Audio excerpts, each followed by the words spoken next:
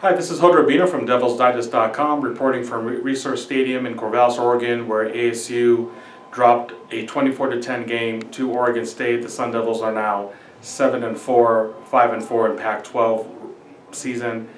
And this was just another cruel deja vu for the Sun Devils, where they put themselves in a hole last week in Seattle. They were down 14-0 in the first quarter. Here in Corvallis, they were down 17-0 in the first half. Absolutely did not have any answers for what Oregon State was throwing them on offense and on defense.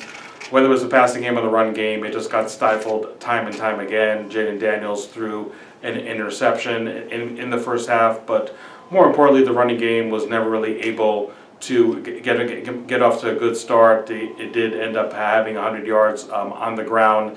And you could talk about absences. As we all know, the Thursday car accident that happened after practice did sideline all 5 players involved. So let's look at them in specific. On offense, we had tight ends Jalen Conyers and Curtis Hodges, who were injured in that car accident, did not make the trip over here, and I think that definitely had something to do with the blocking in the running game. Curtis Hodges, one of the best receivers on offense, not being available for Jaden Daniels. I'm sure that played a big part too. On defense, you had Stanley Lambert and Joe Moore, backup defensive ends, not playing as well as defensive back T. Lee, and that definitely hurt the depth of those respective position groups. The biggest probably absence was linebacker Darren Butler.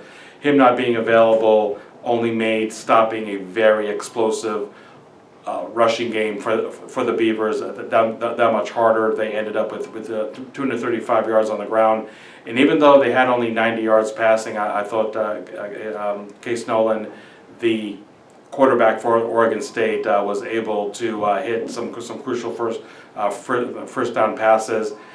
Penalties, as always, unfortunately, another huge factor in this game. Arizona State had 7 false starts.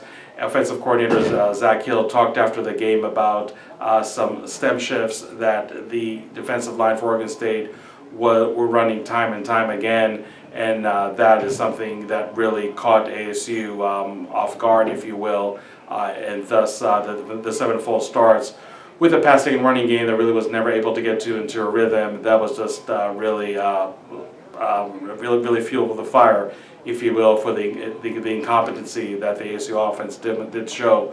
So the defense does give up 17 points in the first half, but only 7 in the second half.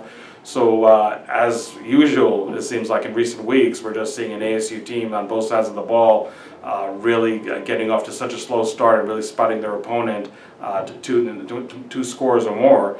But last week in Seattle, they obviously played a much inferior opponent compared to what they played in Oregon State, a Beavers team that next week could be playing for the championship in the Pac-12 North. And for Arizona State, a territorial cup matchup against their in-state rival Arizona. And Arizona is a better team than they were last year. I mean, I'm not saying that it's spelling gloom and doom for ASU next week, but there's no doubt in my mind that the Sun Devils have to pick up their play so they don't endure a shocking result at home against the University of Arizona. So a tough one for the Sun Devils. Again, we're seeing a lot of negative tendencies that we have been witnessing in recent weeks.